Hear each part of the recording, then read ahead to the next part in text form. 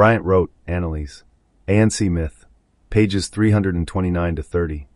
I have before taken notice that the term Kehen denoted a priest or president, and that it was a title often conferred upon princes and kings. Nor was it confined to men only. We find it frequently annexed to the names of deities, to signify their rule and superintendency over the earth. From them it was derived to their attendants, and to all persons of a prophetical or sacred character.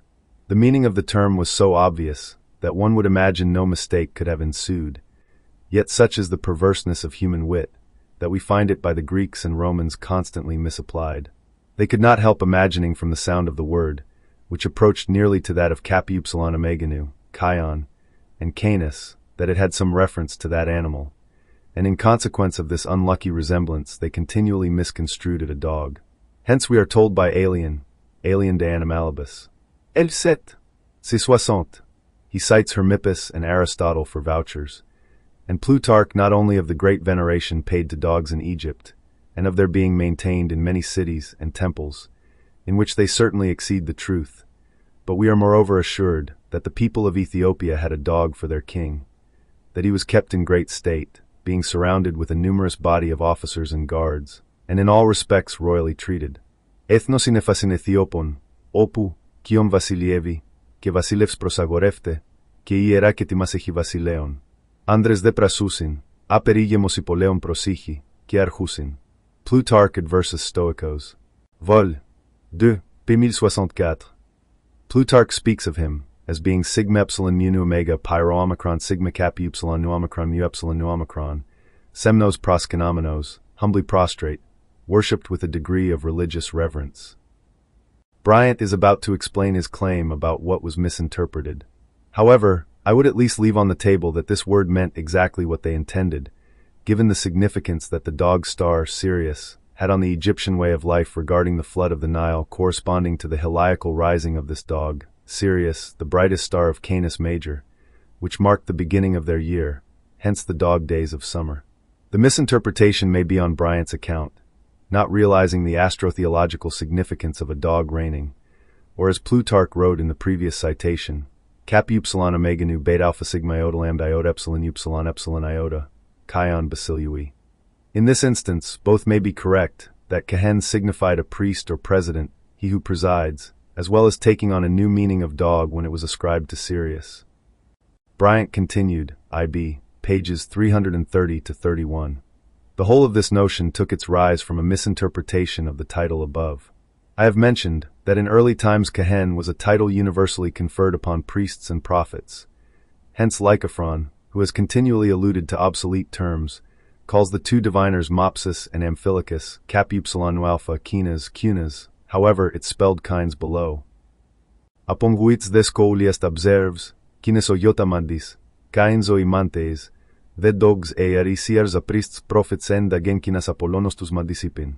The poet by Kappa upsilon nu alpha means the ministers and prophets of Apollo. Upon this the learned Mercius observes that Lycophron had here made use of a term imported from Egypt, so that, I think, we cannot be mistaken about the purport of the word, however it may have been perverted. The name of the deity Canufis, expressed also Canufis and Nufis, was compounded with this term. He was represented by the Egyptians as a princely person, with a serpent entwined round his middle, and embellished with other characteristics, relating to time and duration, of which the serpent was an emblem. Oph and Uf signified a serpent in the Ammonian language, Ophis in Greek, Ob/Ov/Op/Ob in Hebrew, and the deity was termed Canuf, from his serpentine representation. The whole species in consequence of this were made sacred to him, and styled Canifian. To this Lucan alludes, when in speaking of the Seps he calls all the tribe of serpents Syniphias pests, Syniphias inter pests tibi palma nocendi. Syniphias is among the pests that will bite your hand. Lucan, Pharsalia, L9, v. 787. Canufis was sometimes expressed Anuphis and Anubis, and however rendered, was by the Greeks and Romans continually spoken of as a dog. At least they supposed him to have had a dog's head, and often mention his barking. Ossa Jovi nostro latrantem opponere Anubim. Our Jove dares to confront the barking Anubis. Propert, el 3, el 11. Exis deestin omicron metono kinopolitis nomos, ki kinon polis, eni anuvistimate, ketiskisitimi, que sigma iota taf iota sigma tetak tetaf iota sigma iera. Strabo. L17. B1166. Anubis is a literal transliteration of alpha nu omicron upsilon beta iota, but the beta symbol, functions like V, so Anubis is more properly Anubis, which looks like a compound of Anu, and Jovis, Ovis sheep, Aries, or Ophis serpent cycle of time year, given the interchange of the V, P, B, F, etc., all of which have astronomical significance, i.e. the yearly Jove, the yearly sheep, Agnus Dei, Lamb of God, or the yearly serpent. But it could be Kehen Jovis, or Jove the Presider. Bryant continued, IB, pages 331 to 32. But they were misled by the title, which they did not understand. The Egyptians had many emblematical personages, set off with heads of various animals, to represent particular virtues and affections, as well as to denote the various attributes of their gods. Among others was this canine figure, which I have no reason to think was appropriated to Khnuf or Neph. And though upon gems and marbles his name may be sometimes found annexed to this character, yet it must be looked upon as a Grecian work, and so denominated in consequence of their mistaken notion. For we must make a material distinction between the hieroglyphics of old, when Egypt was under her own kings, and those of later date, when that country was under the government of the Greeks, at which time their learning was greatly impaired and their ancient theology ruined. If the hieroglyphics of old were legitimate, then I don't think they'd correspond to the modern alphabet of the Greeks. Yet they do, even though it was claimed that the Greeks received their letters from the mythological Cadmus, a story that is fictitious to its core. Strabo makes no mention of a monument that we call the Rosetta Stone, even though it would have been as significant then as it is now. It is my opinion that this is the area where the work of antiquarians, no matter how well intended, loses its luster and potency.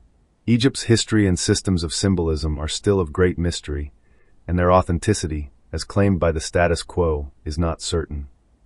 Bryant continued, IB, pages 332 to 33. Horace Apollo assures us, if any credit may be given to what he says, that this canine figure was an emblem of the earth.